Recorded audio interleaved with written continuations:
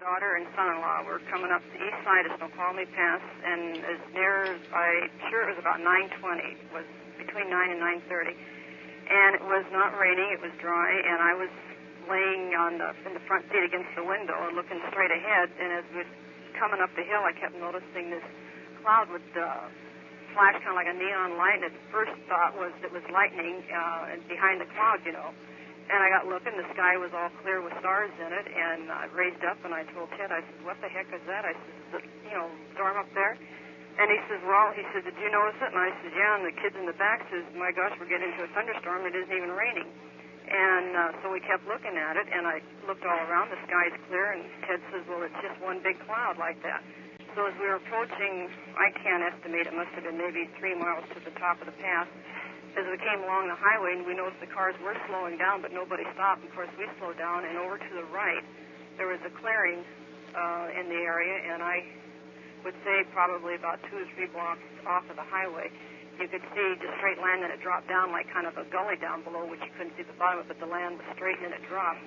And in this area was this huge light, like you couldn't see an actual light. This was just reflection, like it was just millions of neon lights in it. Yes. And it was going kind of off and on, like a heartbeat. And as it did this, we could see where this was shooting up into the sky and making this cloud do this. And we kind of slowed down, and we all, wondered what in the world. My daughter, who always says that she's seen saucer and everything, she says, my God, Mom, she's a flying saucer. And I said, the highway's probably doing some work, and they lit this up. And Ted says, well, I wonder why the flash, and he says, it's the weirdest thing he ever seen. And it was foggy in some areas, and there was just a light fog hanging in there that made it look like, I guess kind of a misty-looking thing.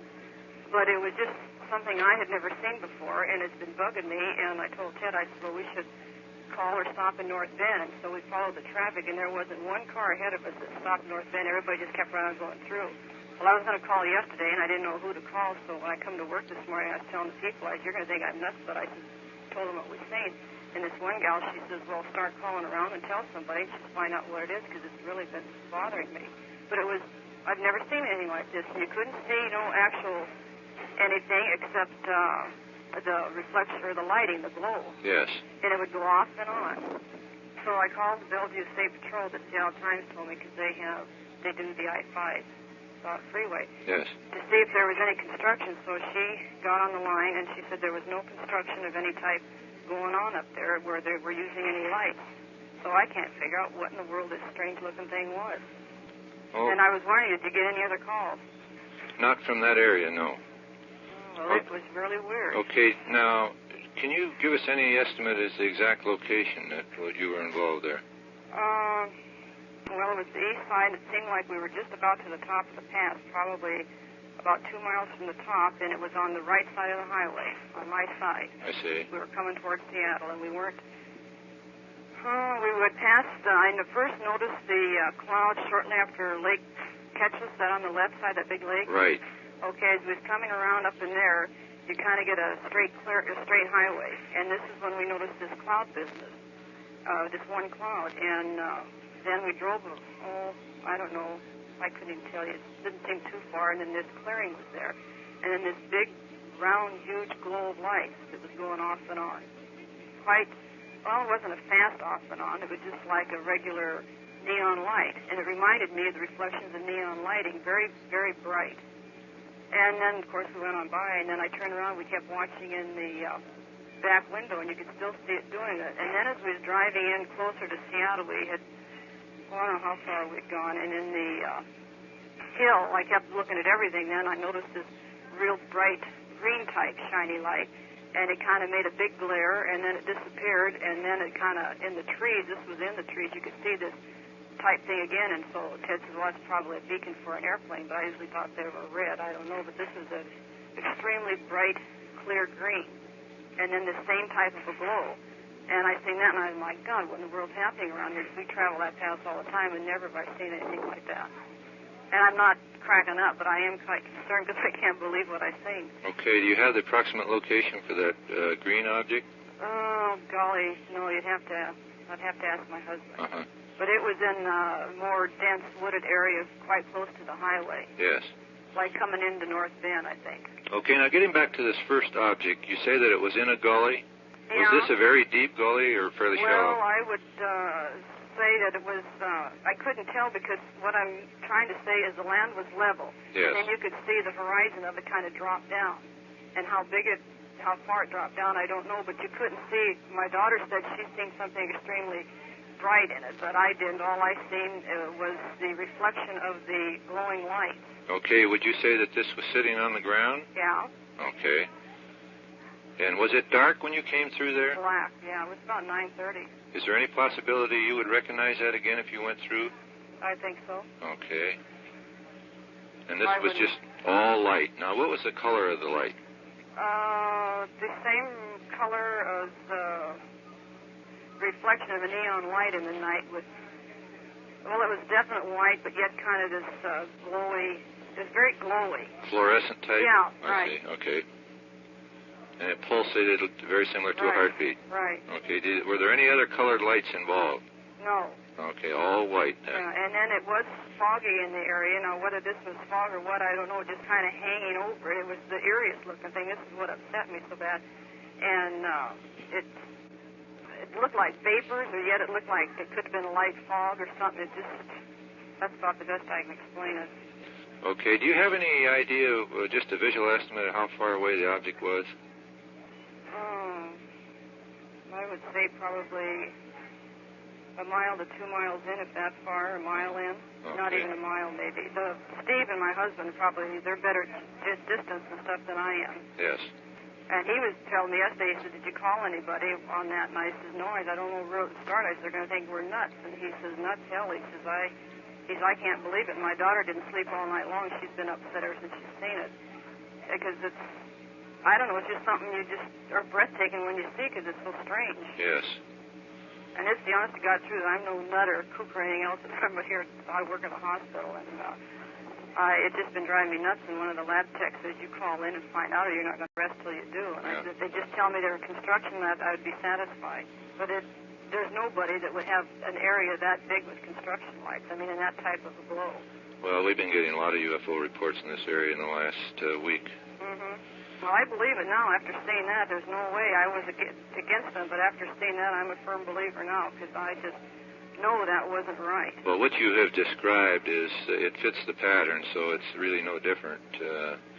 This pulsating light, especially, this is what is known as an electromagnetic energy field, which surrounds the vehicle itself. Mm-hmm. And it lights up just like a light bulb or a fluorescent tube. Yeah, and this one cloud, the cloud kept pulsating.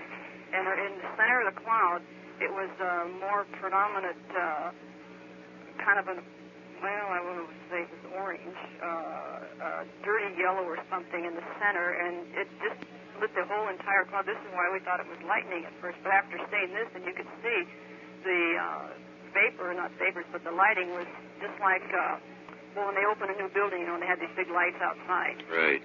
And this is how this is what was affecting the cloud. I see.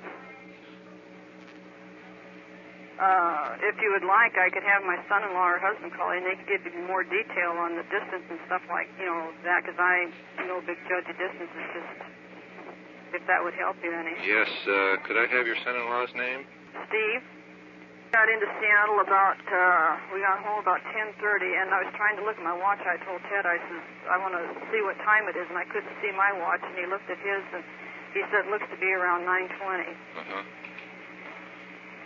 So it's just really weird. I feel better after talking to you that I haven't flipped my lid or anything, because that's the way it is. I mean, it's the honest to God truth. And that was Monday night? Sunday. Sunday night. That would be the night of the 31st. Right. They're the ones that gave you our number? Yeah. I see, okay. And you figure that was about 2 miles from the summit on the east side? Yeah, well, Steve and Ted could tell you that more. I would assume, because I was so engrossed and so excited about that, and then after seeing this other thing that I couldn't, we weren't to the top of the pass yet, I know that. Yes. And I think I would recognize the area again, because you're driving along and it's very woods, and all of a sudden there's this big opening, the trees are cleared out, and then you can see quite a ways into the, back in there. Right. And then you hit a bunch of trees again, you can't see. Okay. But it's not my imagination, I'll tell you. Well, a lot of people are seeing a lot of things. Yeah, I can believe it. I before kind of laughed at it, but after the four of us slowed down the car and looked at them, and when my daughter started getting excited, we weren't cracking up, that's for sure.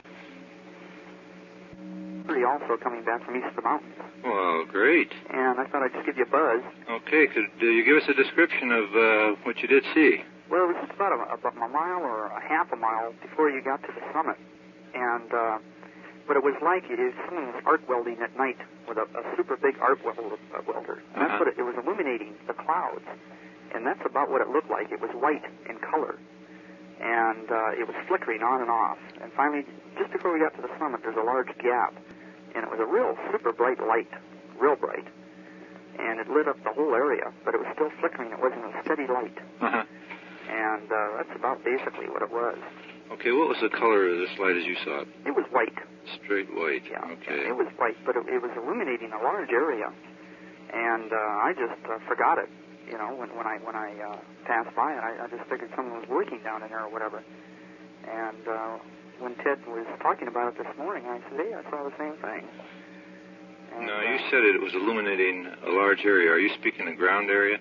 Okay. It was kind of hard to say. It was illuminating the clouds. The clouds were low that I see. night. And by what I mean by large is a large area of clouds. Right. As far as ground space, I don't know. Okay. And did you stop, or did you just proceed on? No, I just proceeded on by.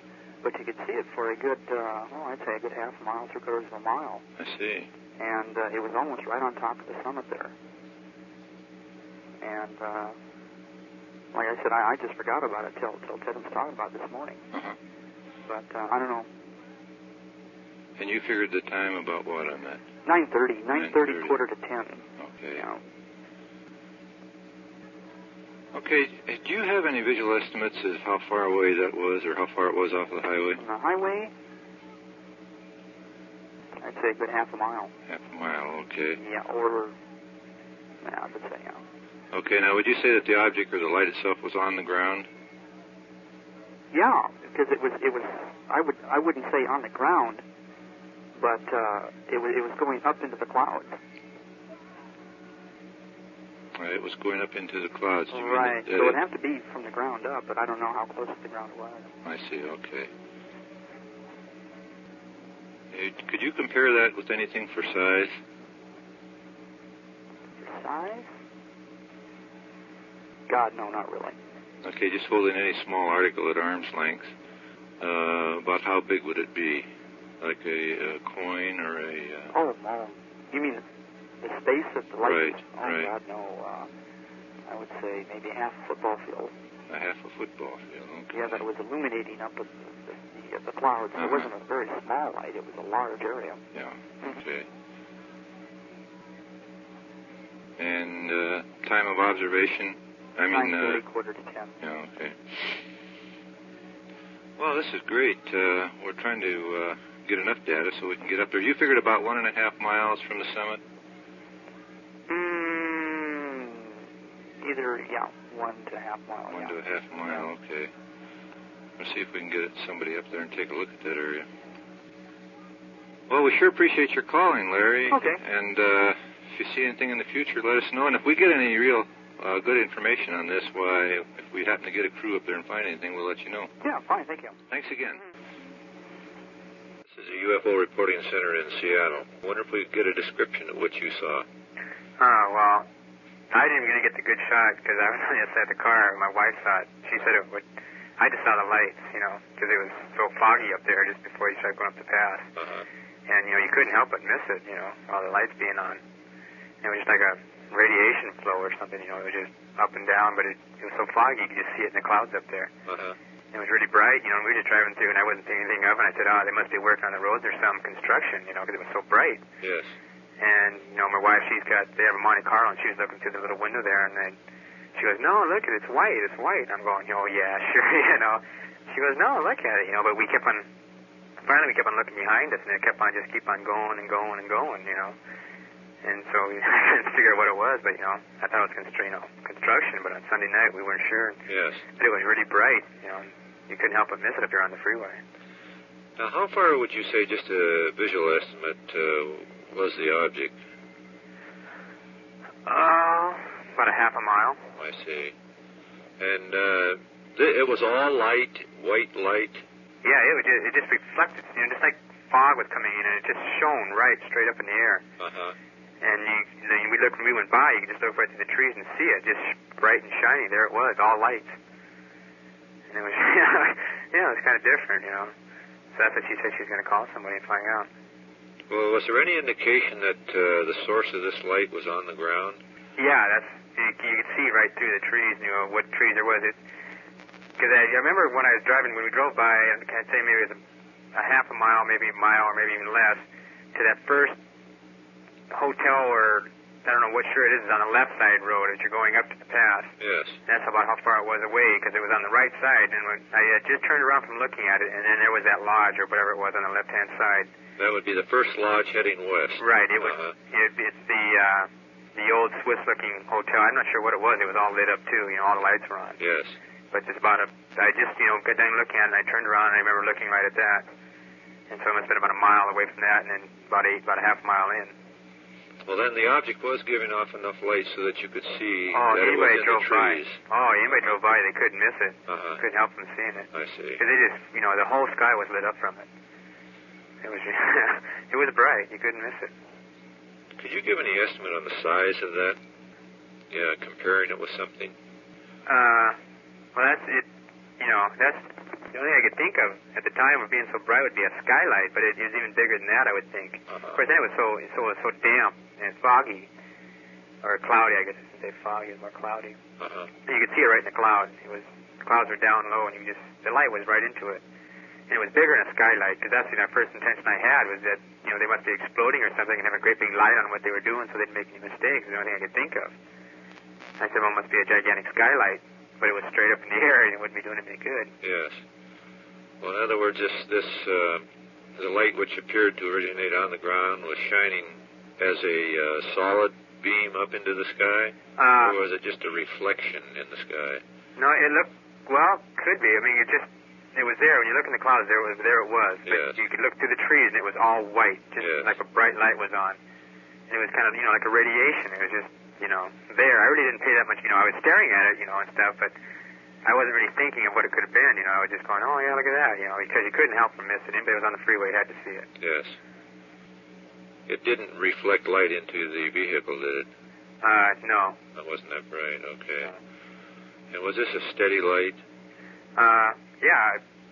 As far as I remember, it was steady. Yeah, up in the sky. I paid more attention to the air, and Carly, my wife, and Alice were looking into the trees, and I was just staring up there trying to figure out what the hell it could be. Yes. And, then we kind of disappeared, the light on the ground, because, I was looking up in the sky, and Alice said she was really paying attention, and she goes, oh, I can't see it. And she said, turn around and look, and you can see it right through the bushes again. The trees. She goes, see it? See it? And I turn around, and I go, oh, yeah, there it is, Right. And then after that, we lost sight of it again. Uh-huh. But it was definitely on the ground, because you could see, she started pointing to me again to look behind me. In the car, you could see it again sitting down there. Okay, I think that we'll just send a crew up there tomorrow and look around and see if we can find anything. Okay. All right, thank you very much for talking to us, Steve. You bet. Okay, bye. Yes, who are you with, may I ask? The UFO Reporting Center in Seattle. Is that the one located at Boeing Field? No, that would be the FAA Center in Boeing Field. This is a private organization. We've been in service in this part of the country for 20 years. Well, I have a listing here of several phone numbers that were given to me, and I just wondered if you were the people that... We are also known as Phenomena Research. Oh, yeah. Yeah, that's the name that was given to me. I think I've got your phone number down here somewhere. Uh-huh. Well, that's correct. The strange part about it is that this particular object was on the ground when I first saw it. Uh-huh. It wasn't in the air. There's a street intersection in Tacoma here. One of them is an arterial, and one of them is a side street that goes off, and it's a dead end, and it happened to be more in the shadows of the main street that I was on. As I approached that intersection, I just happened to glance to the left, and here on the ground appeared to be what I thought was a lantern burning. It didn't have a big light. It didn't have a bright light. It's more like a lantern that somebody had left burning there. About the time I saw it, I called it to my wife's attention, and just about that time it started to rise off the ground. And the glow from it, as near as I could describe it, the glow from it showed a frame-like affair. I could distinguish what looked like a thin pole, 4 thin poles in a sort of a box-like contraption that would resemble a box kite in a vertical position, but it had no covering over it. Yes. In other words, it appeared to be transparent, but I could detect the shadows of something that looked like 4 poles, maybe the size of my a thumb or something like that, about an inch in diameter, if they were round, I don't know. When I first saw it, I would say about 60 feet from it. I paced it off about 20, 25 paces, approximately 55, 60 feet from it on the ground. And it was probably about 6 feet high at the most, between 5 and 6 feet high at the most. That is the frame-like affair.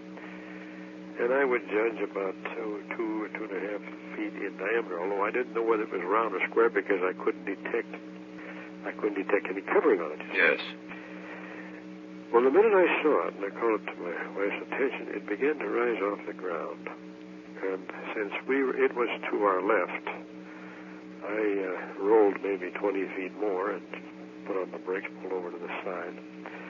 My wife went out one door and I went out the other. And it was rising, of course, and it was rising right over our heads. In other words, it drifted over our heads going in a southerly direction. And it passed over, just about over our car, I would say, no more than 30 feet over the car, and I was able to look right up underneath it. And the glow that I saw on the ground resembled a lantern, actually in the air, resembled 2 crossbars, equal distance crossbars, which were glowing about the color of bright amber caution light at night. Yes.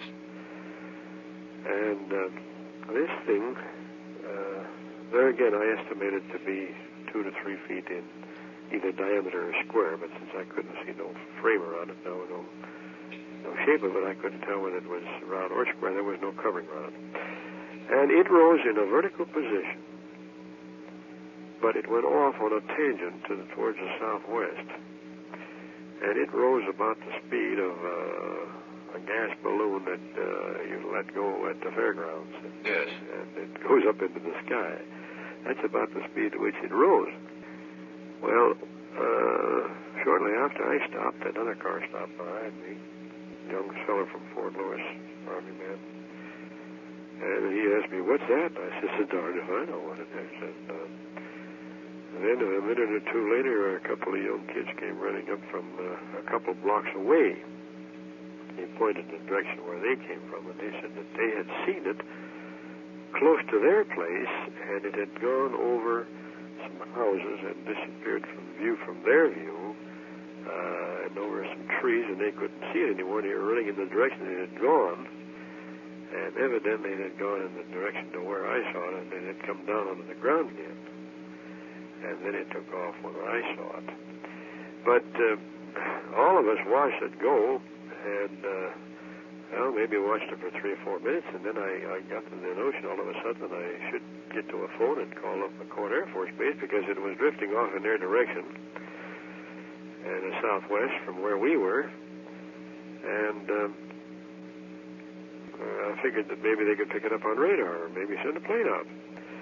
Well, I live about 1.5 miles from the location that I saw it, and everything was dark around there because it was 12:30 at night.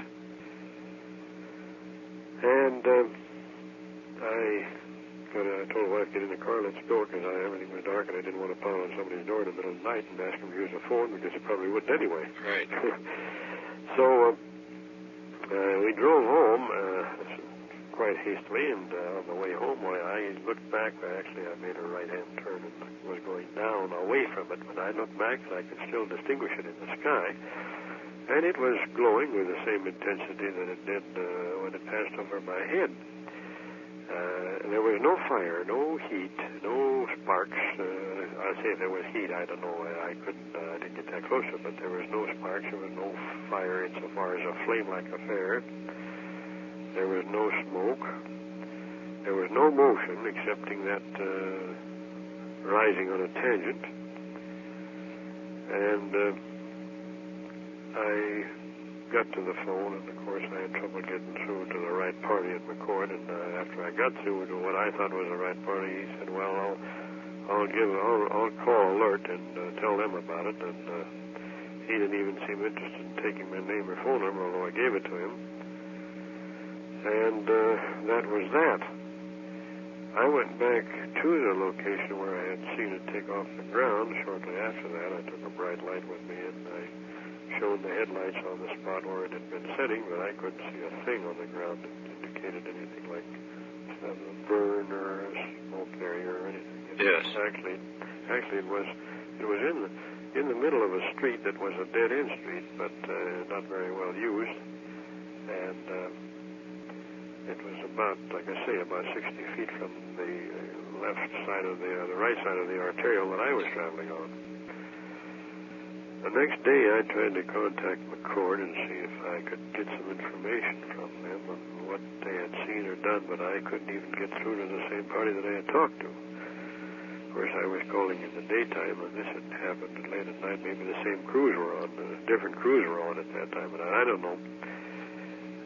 I called the Tribune to see if there had been other reportings of similar to mine, and they said that a man had reported seeing something in the far-off distance about 10:30 that night that he couldn't figure out what it was, and sort of a bright light, but that's all the Tribune knew about it. I see. They didn't, well, then the next day, a reporter called me and asked me all kinds of questions about it, and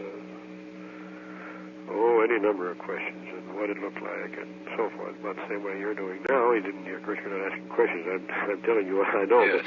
But he asked me all kinds of questions as though he was really interested and so forth, but I think they just dropped it, figuring it was just another one of those things.